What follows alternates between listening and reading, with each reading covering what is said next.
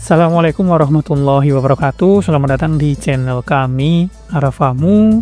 Jadi, jika kalian berencana untuk melakukan umroh mandiri, pasti kalian tuh pengen ibadahnya lancar, aman, nyaman, sentosa, damai, abadi dan jaya.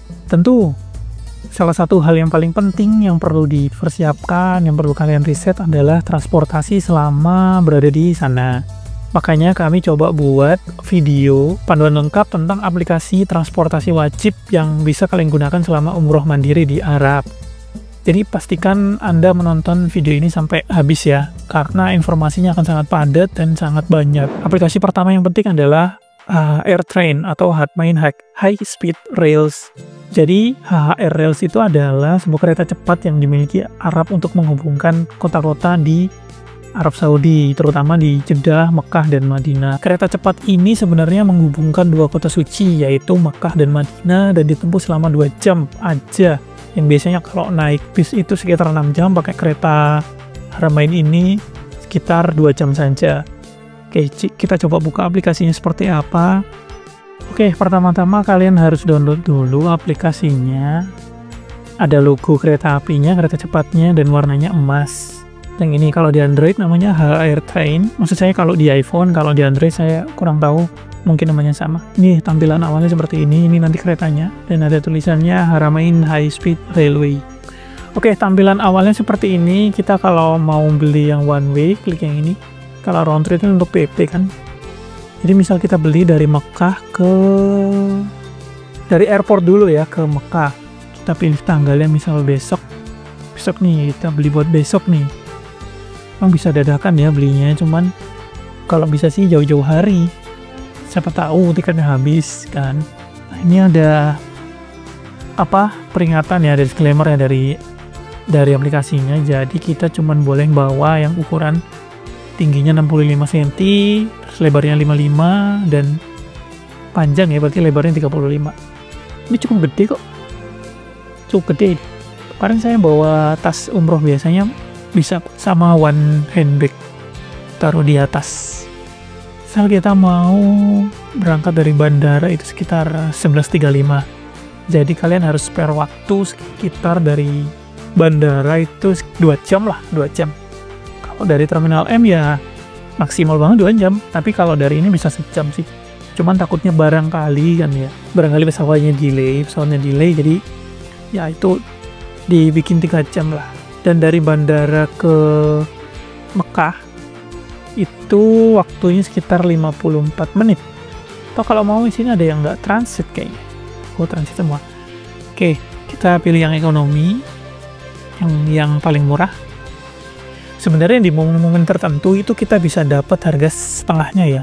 Ada ekonomi promo 50%. Kemarin saya di bulan Juni dapat yang promo, jadi sekitar 80 ya, 80 karang ke Madinah. Itu berdua. Jadi sering-sering cek aja, ini lagi nggak ada promo, jadi harganya masih full. Nah, kita tinggal milih aja coachnya, sama kok kayak pesan di Wush atau di kereta api Indonesia. Misal ini satu kan, kita juga harus lihat. Nah, ini lihat keretanya itu ngadep ke atas kan, yang ini tuh direction of travel, kan ke sana. Otomatis kalau mau maju kursinya ini, yang bawah. Kalau yang atas itu ngadepnya berlawanan. Oke, next. Ini tinggal diisi aja, karena saya malas ya ngisi semuanya ya. Jadi diisi aja first name-nya, terus middle name, family name. Kalau yang hanya punya satu suku kata, itu biasanya kan ngurus visanya harus terdiri dari lebih dari 1 kata. Nah, itu tinggal disesuaikan aja nanti. Ya, kalau mau tahu info lebih lanjut, googling lah soal nama yang hanya punya 1 kata. Terus date of birth ya, ini normal lah. Dokumen type-nya pasti pasport ya, kecuali yang memang ada national ID-nya dari Arab. Terus specialty kalau kalian misal ya inilah yang wheelchair itu loh. Misal disabilitas bisa kok request ini. Kontak info nih. Nah, di sini nih kalau misalkan kalian udah ngetik nih nomor misal 081 111 231 87. Nah, ini kan udah gak bisa. Ya aku sih dulu ya udah bikinin aja, nggak usah bingung.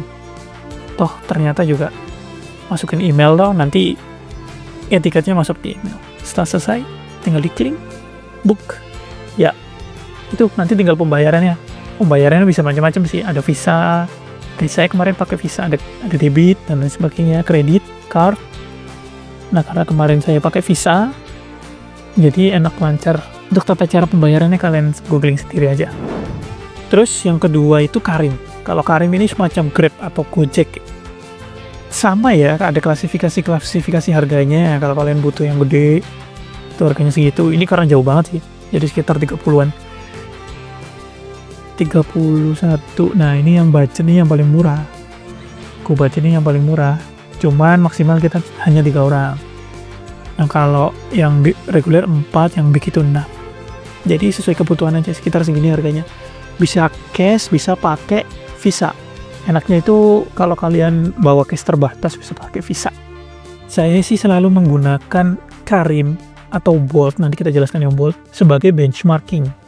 Ketika kita mau naik taksi, kita coba nanya harga taksi yang offline.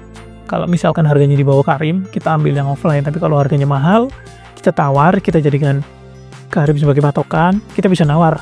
Kalau di Careem itu misal harganya 20, kita nawar aja yang 10. Nah, biasanya dia ambil tengah-tengah jadi 15. Jadi cukup lumayan hemat gitu. Nggak harus pakai Careem terus.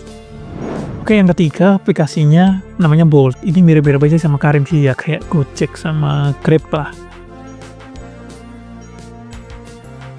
Cuman kemarin saya itu sempet install Bolt juga karena buat perbandingan harga ya. Nah, tapi ternyata setelah perbandingan harga itu di Bolt ini harganya lebih murah ya, karena 4 kali rides pertama, 4 kali pesan pertama itu dapat promo.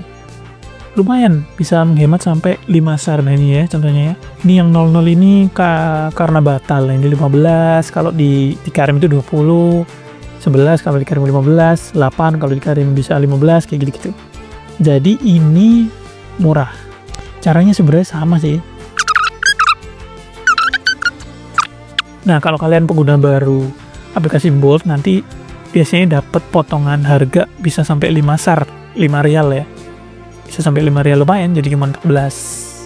Nah, ini bayarnya sama, bisa pakai cash atau pakai kartu kredit, kartu debit mesti. Udah, jadi gitu, sering-sering aja install semuanya. Satu lagi tuh Uber sebenarnya, cuman saya karena nggak pakai kemarin jadi masih belum pernah gunain Uber sih. Next kita pakai aplikasi namanya Maka Transit.